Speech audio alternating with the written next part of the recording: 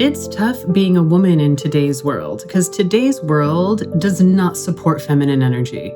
We live in hustle culture. We live in a culture that praises productivity and achievement and more and high standards, and women get so caught up in this with all that they have to hold in their home, in their careers, with the standards that they have to hold and the people they choose to love and care for. And we're nurturers by spirit and by nature. And we live in a world that has such demands on all of us, but especially women. And women get caught up because they play the game. They try to do it all. They look around and see other women playing this game of achievement and hustle and grind. And they say, okay, I guess this is what we're doing. But so many of us try that and work to hit those marks, but then realize I feel disconnected. There's something missing. I'm burning out. This isn't sustainable.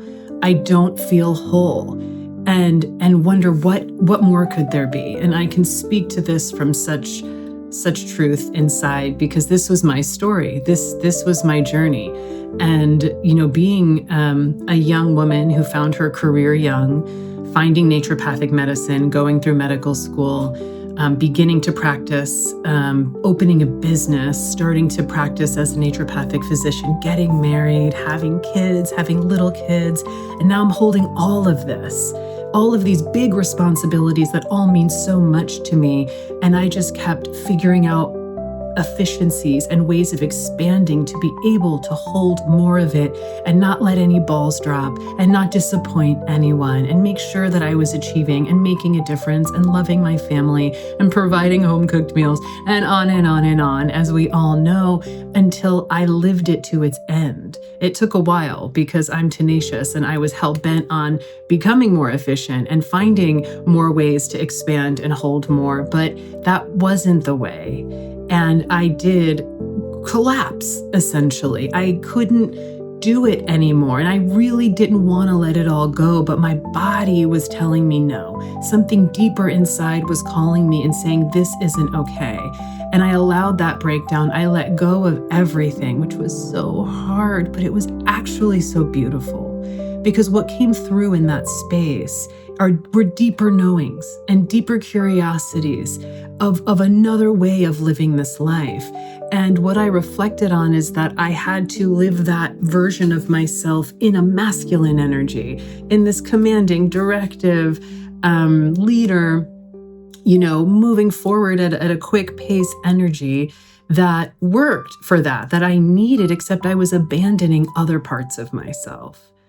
I didn't understand polarity. I didn't understand feminine energy. And what I really didn't understand was the importance of caring for me. What I really neglected were my own needs and desires. The thing that fell away the quickest as the demands grew were me and my care for myself. I wasn't shown it. I wasn't modeled it. I couldn't see a lot of it in my community. And I didn't understand, but life forced me to. So as much as it was a breakdown and I let go of my business, I let go of my marriage in that time, I had to let go of everything because I had to find me. I discovered so much, and it came through the space. It came through the space that I created, but it came through the inquiry. It came through the questions and the darkness. And through that, I came to understand there's this whole other realm of energy, my feminine energy. And I started exploring it and discovering it and being curious about it and bringing it forward and listening to the little voice inside and the little nudges that I had, and seeing what happened to my life the more I followed things that brought me pleasure. Allowing for spaciousness, getting comfortable in the quiet, and realizing how rich the quiet is. And through that, really understanding the importance of that connection with myself, the relationship with myself, and following that quiet wisdom, and how that affected my life. And so through that, I'm bringing these offerings and sharing this wisdom that has come through me, because I know so many women are in similar boats. So many women are in different parts of that story in their own way. And this is not meant to be done alone. This women rise together. And so it brings me so much fulfillment, and it feels so correct in my soul to bring these offerings to women and say, hey, here's what I figured out. Let's work together. Let's bring our medicine together as women, and let's support each other because we rise together, and really heal any remaining residue of the sister wound or the competition that women have had with each other, and really learn that your rise is my rise, and the safety and the love of another woman is like nothing else, the true sisterhood. So it's so natural for me and like an obvious next step. And how it came through me is the Receptive Woman Retreat. The Receptive Woman Retreat is a culmination of all of it, all the ingredients of reawakening and rediscovering your journey, rediscovering your deeper relationship with yourself, providing that beautiful container of safety and comfort and nourishment that allows you to start to relate to your inner voice. What does it want? Can we have the courage to listen to it and even fulfill it? And what might happen if we do that? Hearing other women's stories is always helpful and inspiring.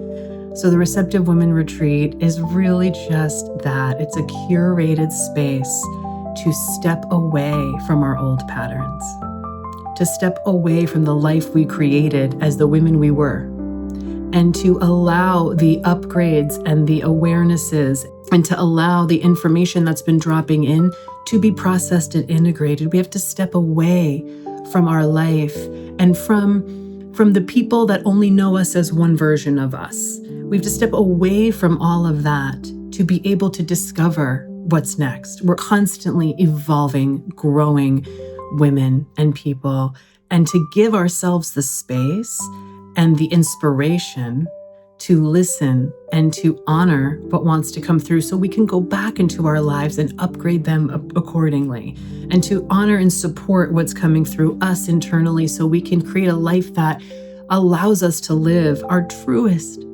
expression, which is not only a gift to ourselves, but it's a gift to all those around us that we love. What I've seen in these retreats is so beautiful. I see women come curious. I see women come ready. I see women come apprehensive and knowing that this is important for them, but kind of nervous or scared. For some women, it's the first time they've ever been in an all-women's event. And I see women step in and start to access their hearts and start to learn how to be in spaciousness. That the spaciousness I found is one of the most important ingredients in these retreats that I hold. It is feminine wisdom comes through the space. And in our current world, there hardly is any space. And if there is space, we don't know how to be with it. It's uncomfortable. So we step away into the spaciousness that is safe and that we can start to explore how we relate to the quiet and to start to listen deeper within ourselves. Receptive Women Retreats are always in nature, and that is not by chance. Nature is where we reconnect. Nature is where we remember and attune to the true rhythms of being a woman. It's powerful in and of itself. There's nothing we really have to do except be in nature. In Receptive Women Retreats, we also have the connection with our other women that come. Being in a group of women that are open and curious is powerful medicine. And vulnerability, when women bring their vulnerability to these groups, it allows for a deeper intimacy with self and each other. And we can break down the walls of judgment we have with each other, which allows for a deeper sense of self-love. As within, so without. And so these are some of the ingredients. It's really creating the foundational space for the natural phenomenon of healing and reconnection. And probably the backbone and the most potent part of these retreats is working with tantric practices, working with ancient wisdoms that regard the feminine and masculine energy. Ancient wisdoms that address the power centers of a woman, our womb, our hearts, and our third eye center. This is the true power of being a woman. A lot of us women try to be powerful by emulating men because we've had to, but it's a new time. It's a new era, and there is a new awakening for women. the true need for society and the world and its healing is for women to fully actualize into the power and essence of our feminine energy. And this is the way. These practices are nourishing, they're soft, they're spacious, they're very potent, but gentle. We're in our bodies. We dance, we move, we breathe. We identify these invisible prisons that we've been living in, and we open the door and realize we're actually free. And in that freedom of movement and expression and breathing, we start to touch in on more of who we really are. Each one of us women is a unique signature of woman. And it is such a disservice to hold that back from the world. We need you just as you are in your unique signature and expression. But we have to get to the place that we can even hold ourselves and we can meet our unique expression and not judge her and not contain her and not be afraid of her, but let her out. Let her out into the world. And these retreats offer that playground of discovery where you get to meet her in that safety and then integrate her and bring her to the world. We need you. We need your specific, beautiful expression of the feminine. And it's such an honor for me to get to witness women, group after group, time after time, find their signature of expression because they're all so unique. And I learned so much more about the feminine after each retreat, seeing the different ways it comes through each woman once they let down their guard and they put down their judgments and they allow themselves to be who they really are. And they move into accepting and loving that version of themselves, that true expression of themselves. That's healing the world. That's the greatest gift we can bring to our families and to our jobs, is that empowerment and that connection to our truth and our authenticity. That is the antidote to burnout. Burnout happens when we try to hold things back or run our feminine bodies like a man or not honor our desires. If we allow our lives to be led by our desires, there is a sourcing of energy that is limitless, and there's no burnout in that model. Burnout is when we override ourselves and don't know when to say no, don't know what a boundary is, don't know how to honor self and honor our basic biological needs, if not our greater needs. This is what I'm learning about burnout, and it doesn't have to be. But it's through living and sourcing life from a deeper, more authentic place that life can move through us, our connection to something greater. What is our relationship to the divine energy? What is our relationship to source? We are the divine feminine. We are wired to allow this energy to move through us. Life becomes blissful and effortless. I could go on and on. These retreats are like a launching pad for all of these things. These retreats serve as a cocoon for the manifestation, the invocation of the next rendition of you as a woman. They are nourishing, they are softening, they are safe, they are connecting, they are potent in bringing peace into the internal system and regulation into the internal system, so we can feel safe within our bodies and we can bring that to the world. Really understanding that it begins with loving ourselves, honoring who we really are, being curious to discover more and more of who we really are and what wants to come through us, not what we think we're supposed to do or what they want us to do or what we were labeled as, but who are you really as a woman?